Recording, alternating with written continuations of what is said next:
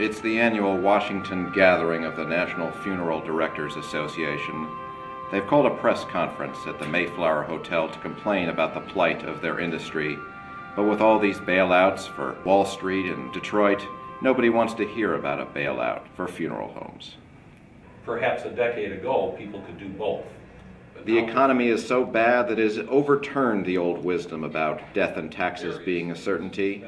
First, we got a Treasury Secretary who didn't pay all his taxes because, he says, he screwed up using TurboTax. And now we learn that even the funeral business has one foot in the grave.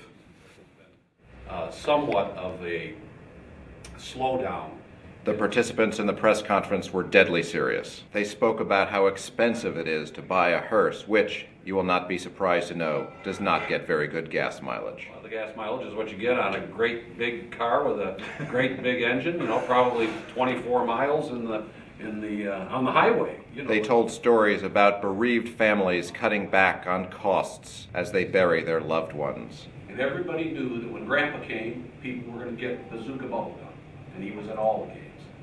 Well, when he died, suddenly, at the entrance to the room where his visitation was taking place in our funeral home, was a huge bowl of bazooka bubble gum.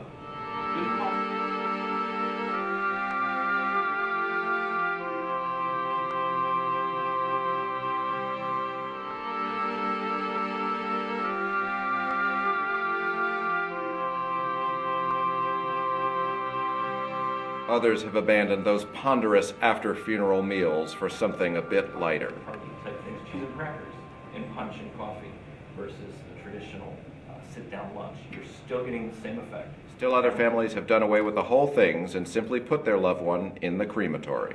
I'm at 42% cremation, which is higher than the national average. There are many tricks of the trade to save costs. Put on a water regulator and we just run errands once a day. We've replaced our light bulbs, of course, with the low impact of green funerals.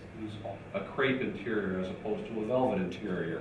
Steel casket painted in a copper color. Instead of choosing a mahogany casket, it's actually solid mahogany, they may choose a poplar casket stained with a mahogany finish. Of course, the funeral directors ultimately were optimistic about their prospects. Do you have any sense of whether people are actually dying less?